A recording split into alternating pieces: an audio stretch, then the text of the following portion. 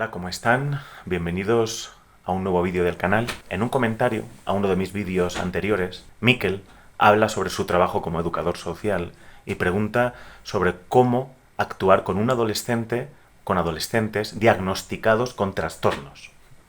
Bueno, veamos qué he podido desarrollar. Lo peor que puede hacer el adulto es tratar al adolescente según un diagnóstico. Lo mejor que podemos hacer es abrir un espacio para la pregunta.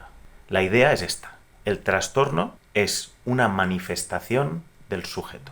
En el trastorno, en el llamado trastorno, hay algo que se exterioriza. El trastorno es la vía por la que algo se pone fuera. Con su trastorno, el joven manifiesta algo que le pasa, pero de lo cual no conoce lo que significa. Hay algo que le pasa, pero no sabe qué quiere decir. El sujeto se muestra rebelde, asocial, o se siente ansioso, deprimido. No puede evitar comportarse de esa manera, pero no sabe qué le está pasando. A esto se le llama división subjetiva. Todas y todos estamos divididos subjetivamente. Por una parte, existimos como entidades biológicas, somos pura carne, y por otra parte existimos como sujetos de lenguaje. Somos seres simbólicos. El lenguaje vino a dividirnos, porque necesitamos las palabras para vivir en la sociedad. Y en esta división siempre hay algo que se pierde, que se esconde, que se escapa, que queda como un resto oculto en los entresijos de esa parte de nosotros y de nosotras mismas que no ha sido nombrada por el lenguaje. Esa zona, esa parte, esa sombra, eso que hay en nosotros pero que desconocemos, Freud lo llamó inconsciente. El adolescente que padece un trastorno, lo último que necesita es que le recordemos constantemente que tiene un trastorno. Eso puede ocasionar que sin darse cuenta siga gozando de su trastorno. No, lo que nos interesa es que deje de repetir la satisfacción que le produce su sufrimiento, porque el sufrimiento está satisfaciendo una necesidad, solo que es un modo de satisfacción displacentero. Precisamente lo que está trastornado es eso, la manera mediante la cual el adolescente satisface algo que necesita. El adolescente no puede dejar de repetir su comportamiento, no sabe qué le está pasando y además no conoce otras formas de satisfacer su necesidad. ¿Qué puede hacer el adulto?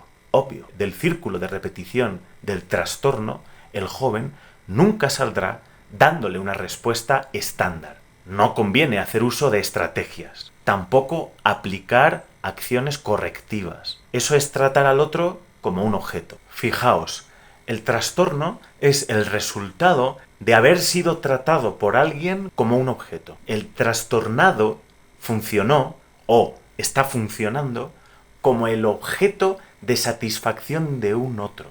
Un otro que pueden ser los padres, o un otro, ese lugar de otro que trata al niño como un objeto, que puede estar ocupado, puede estar siendo ocupado por la sociedad, por la época, por la escuela, por la ciudad, por las instituciones, que tratan al sujeto como objeto. Entonces, el problema en el trastorno es que el adolescente está más cerca del objeto que del sujeto. Es como si con su trastorno el adolescente diera cuenta de su no entrada al campo del lenguaje, o como si tuviera una dificultad para ponerse a sí mismo en palabras, que es lo que nos hace precisamente en sujetos, ponernos en palabras.